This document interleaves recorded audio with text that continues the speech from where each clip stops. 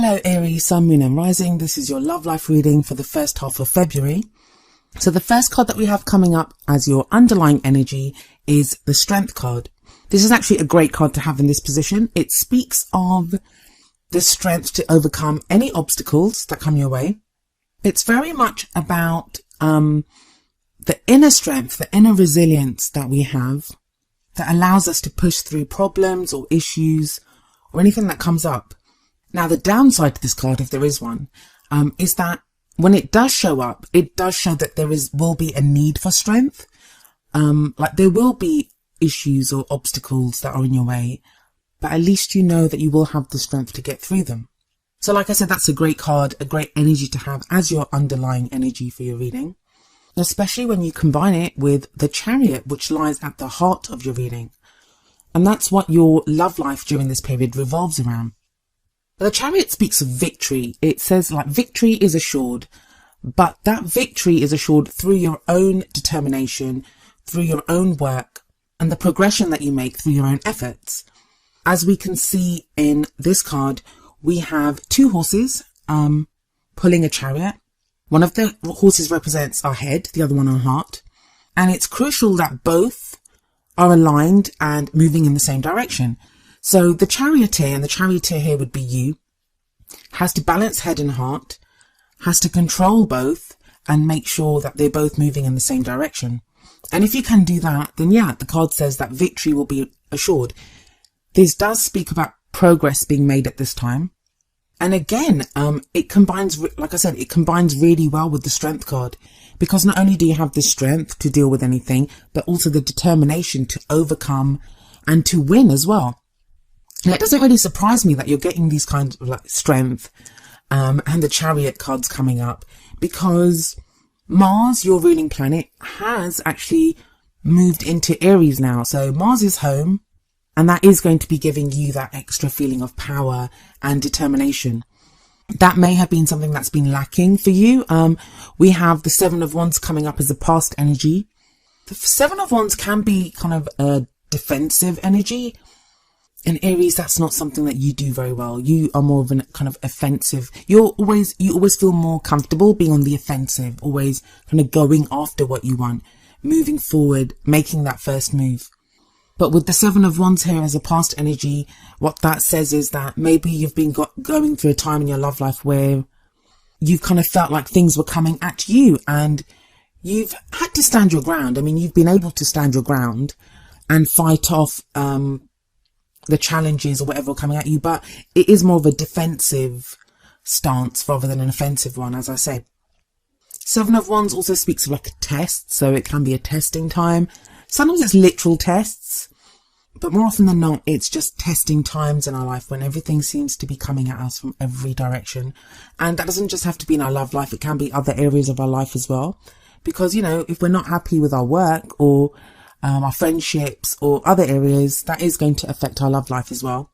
But what the Seven of Wands does kind of force us to do, and it may have forced you to do this, is to understand and to define what it is that you stand for. So if you're standing up for something in your love life, maybe it's a relationship, maybe it's the people that you want to date or how you feel about dating. This kind of testing time that the Seven of Wands represents, it's going to have allowed you to really understand what it is that you're willing to fight for, what it is that what you stand for. I mean, that is what the card says, stand your ground. What is it that you're willing to stand your ground for? And it feels like a lot of you have now realized this, and you know, you've defined what this means for you personally. And that's whether you're in a relationship, single, or, you know, whatever your relationship status might be. But you move from this to a very kind of grounded, solid energy, because we have the Queen of Pentacles coming up in the present. The Queen of Pentacles like I said, is a very earthy, grounded energy. She knows what she wants. She's willing to work hard for it. She's very successful in what she does, but she's also very nurturing and supportive as well. Now, for some of you, that's how you're going to have been feeling after the Seven of Wands. So it feels like you're not so much on the defensive now. You're more settled and comfortable with where you are in your love life. For others of you, this is going to be someone that you're dealing with. This may be your partner. This may be someone that you have your eye on. It can represent an earth sign, which would be a Virgo, Taurus or a Capricorn. But it's always a little bit misleading to say that, because it may be an earth sign, but that earth sign may be somewhere else in their chart. It doesn't necessarily have to be their sun sign. It may be their rising or their moon, or even their Mars or Venus. But whether this Queen of Pentacles is you or whether it's someone that you're involved with, and remember, even though it's a queen, it can be a male or a female energy. Combining this with the Strength card that is above it, that is a very strong, very formidable energy, but that kind of quiet strength, the kind of, what I'm really getting from this is very kind of solid, grounded energy. Where you don't feel like you have to defend what you're doing anymore. You don't feel like you have to fight off stuff, like you are just comfortable being who you are and where you are. For many of you, that's going to mean that this time in your love life is a time when you're pretty confident and stable. There may not be anything happening for some of you. It may be that there are still problems with the partner, or, you know, you're still worried about who you're going to date, or whether that person that you like actually likes you back. But you feel more comfortable in dealing with these problems, or dealing with these kind of obstacles or issues when they come up. And it actually leads to a really nice energy in the future where we have the Three of Cups. The Three of Cups often speaks more of friendship than it does of love and romance or those types of things. But what it does indicate is support, where you give support and you receive support. It may be socializing and hanging out with friends. It talks of a support network that you may have. Now, for some of you, this, especially if you're single, this may be that you're now going out with your friends more, that you have that grounded energy and you're able to get out there and socialize more and just spend time with the people that you love. For those of you that are single, some of you may meet someone through your friends.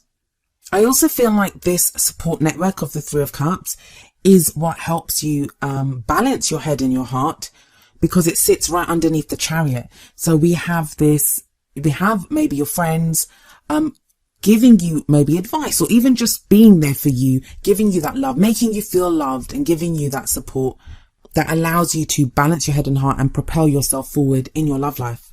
I know when we talk about love, we think of romance and lovers and all of these types of people, but the love that we have in every other aspect of our life. So, you know, for our parents, for our siblings, for friends, for our neighbors even, that love is as important as well, because when we feel loved, it means we're more able to offer love and to go out and look for love of the romantic variety.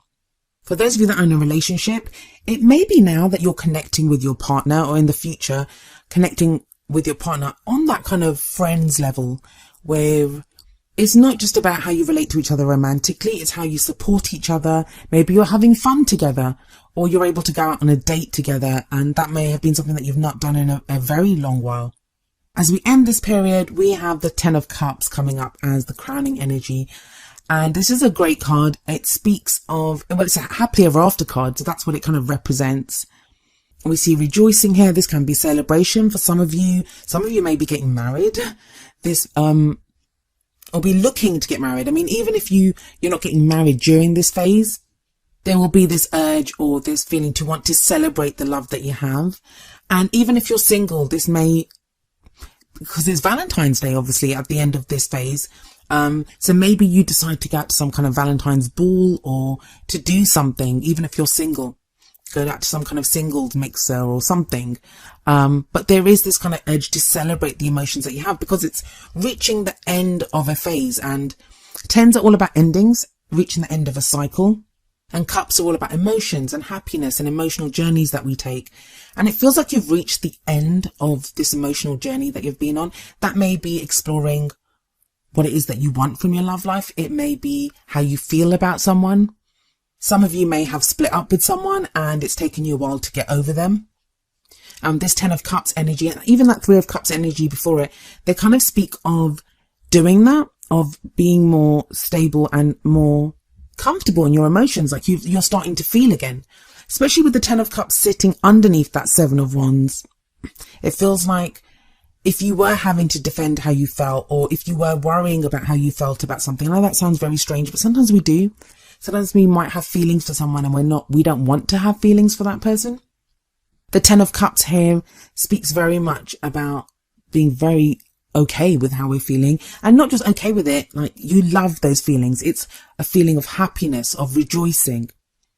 I do sometimes see like a reunion in the Ten of Cups, but that's only if you want it. That's not going to happen. Like whenever I say anything like that, I get loads of comments from people saying, oh, I don't want my ex back. It doesn't say that. It may be a reunion with, I don't know, like a class reunion, or people like the friends that the Three of Cups shows. Like reconnecting with people that maybe you've been dealing with so many problems that you've not been connecting with as many loved ones in your life as you would have liked to. And that kind of feels like it's changing as well. Overall, you have this very kind of grounded energy coming in and real stability showing up in your emotions. I mean, those are great cards with strength there, with the Queen of Pentacles, whether that's you or someone else. The Chariot shows direction, shows movement. And the Ten of Cups is just fabulous right there at the end. If you need some kind of extra advice, there are 2 oracle cards that are pulled for you. The first is from the Romance Angels deck, and it is Heart-to-Heart Conversations. And the card says, honestly discuss your feelings with each other. Now, if you are in a relationship, this, like I said, shows a deeper connection, a deeper bonding with your partner, where you're able to converse, maybe like we do with our friends. Like we don't often, when it comes to our friendships, we can really connect with them and speak to them at a very open, honest level, but we don't always do that with our partners.